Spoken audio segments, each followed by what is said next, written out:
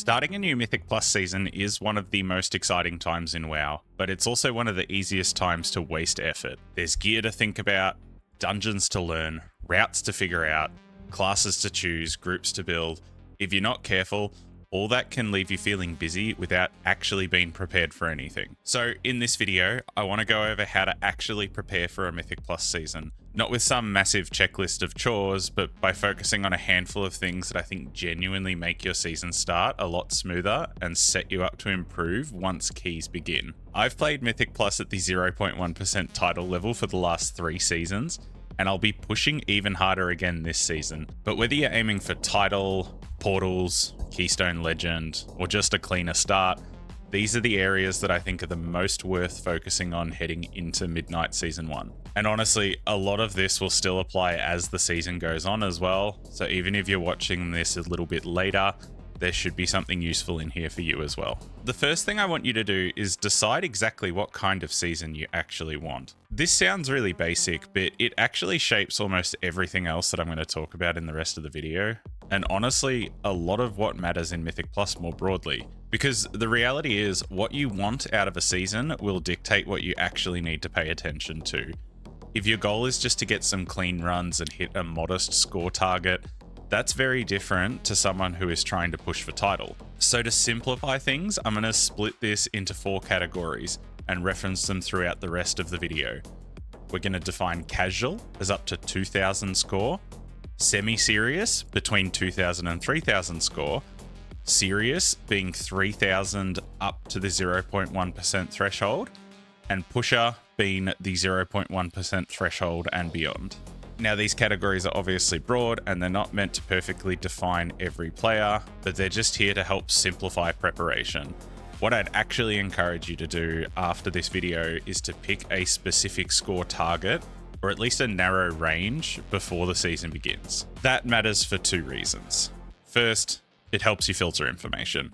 Once you know what you're aiming for, it becomes much easier to tell the difference between what's genuinely useful for you and what's just useless information. Second, it helps you commit properly. Especially if you fall into the serious or pusher categories, higher goals ask a lot more of you. They take time, energy, consistency, and a lot more resilience than someone who is just trying to make a modest score target. So for the rest of the video, I want you to assign yourself a rough one of these categories. Doesn't have to be perfect yet, but having a clear target in mind will make the rest of the advice much easier to apply. With that goal in mind, the next thing we'll look at is familiarizing ourselves with the dungeon pool, but not just in the obvious way. The obvious part, of course, is simply learning the dungeon mechanics. And honestly, I think the best way to do this is just by running the dungeons.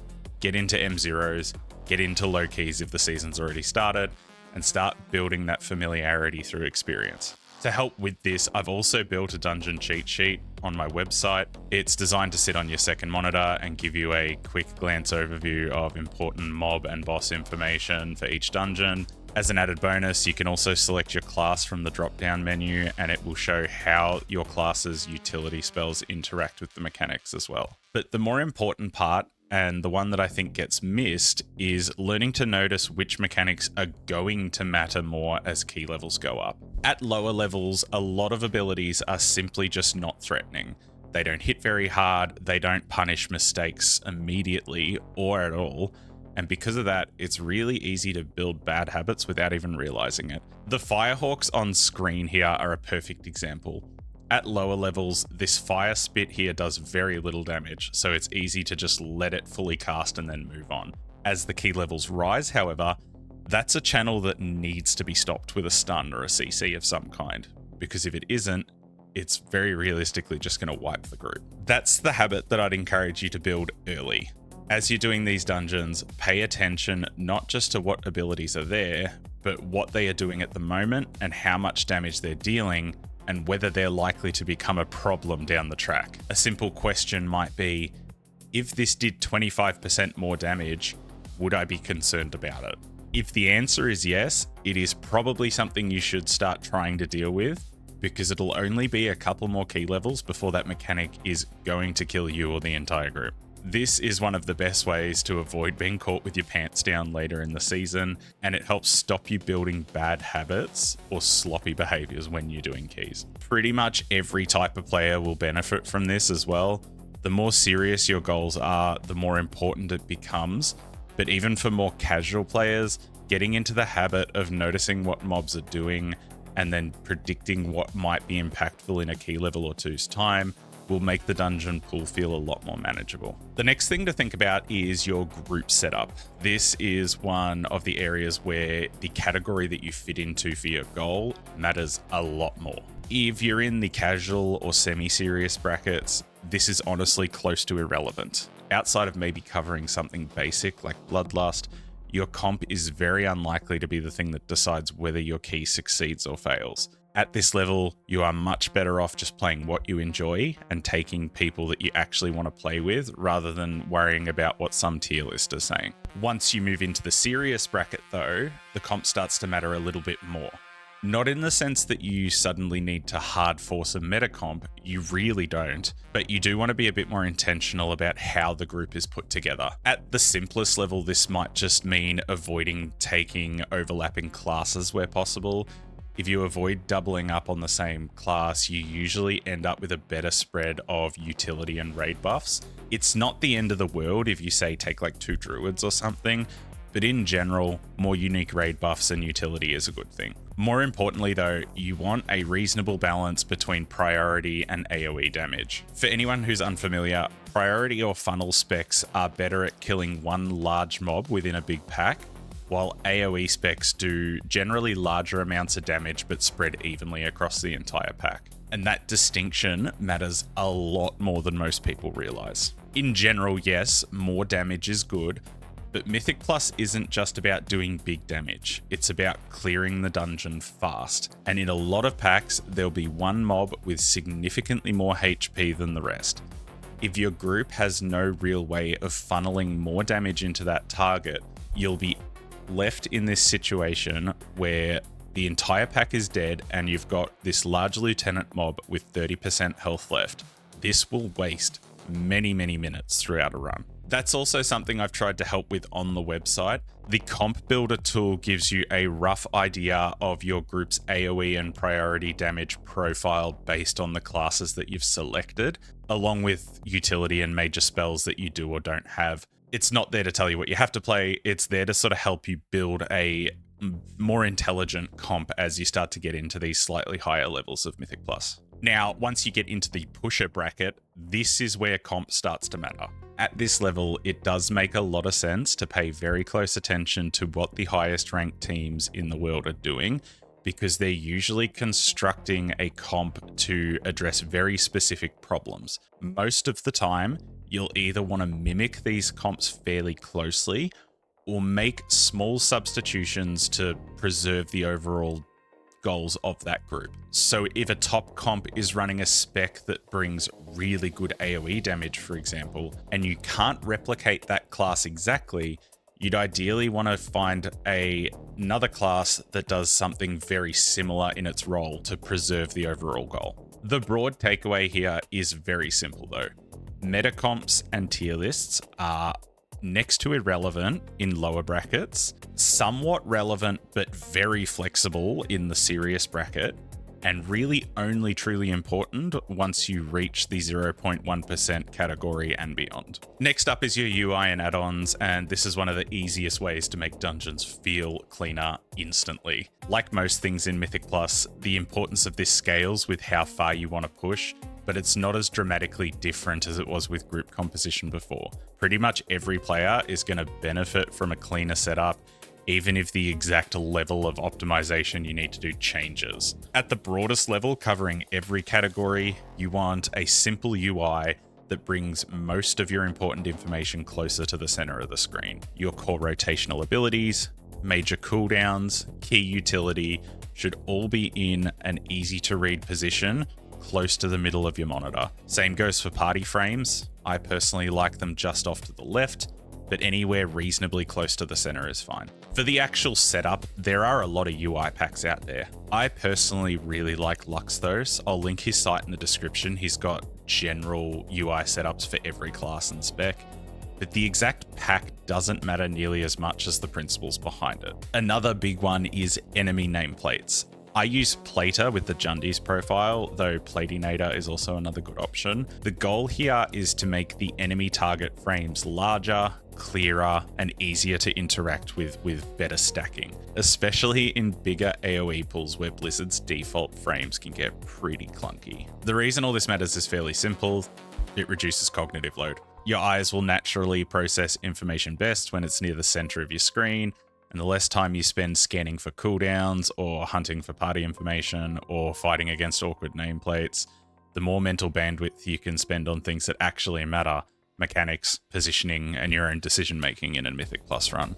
Once you move into more serious brackets, there are also a few more specific add-ons that I think will become really useful. One that I think is especially good is a Focused Alert Interrupt. This is a new add-on that is replacing the functionality of an alt weak aura. The way it works is you can set your focus target with a macro such as the one on screen, and when that target starts casting, you'll get an audio cue. You can then kick it with a focus kick macro such as this one on screen. That means you get to keep your damage on the priority focus in the pack without having to target swap to kick, which, as we talked about earlier, is really important for moving through the dungeon quickly. I also think some sort of cursor circle is really helpful, especially if you use a lot of mouse over macros.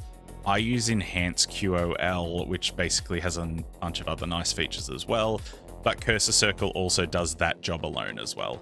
Sounds like a small thing, but being able to instantly track where your cursor is in hectic pools is actually really, really good. Because the add-on landscape is a little bit sparse after the purge at the start of midnight, there may be more useful tools that emerge over time. If that happens, I'll keep it all updated on my Discord, and if something particularly impactful shows up, I'll make a dedicated video about it down the track. The last thing I want you to think about is time, because honestly, this might be the thing that changes your goal more than anything after this video finishes. How much time do you realistically have to give to the game? And how much are you actually willing to give? That question matters for everyone, but it becomes especially important once you start aiming towards the higher end of Mythic Plus. Whether your goal is the 0.1% title or something just below it, one thing that I think people often underestimate is the sheer amount of time that pushing demands. It is a massive undertaking. You're not just signing up to do a few good keys each week and slowly cruise your way upwards. You're signing up for hundreds, potentially even thousands of dungeon runs over the course of a season. And that doesn't even factor in the time spent finding groups and reviewing VODs and looking at different routes and all of the little nitty-gritty things that come with pushing higher level content. I'm not saying this to put anyone off. I think there's a huge amount of satisfaction that can be gained from pursuing mastery in World of Warcraft. And some of the most rewarding experiences I've had have been from committing to something extremely difficult in this game and then slowly growing towards it. But from a pragmatic point of view, it's really important to understand what you're actually signing up for. If you're in the casual or semi-serious bracket, infrequent play is pretty fine.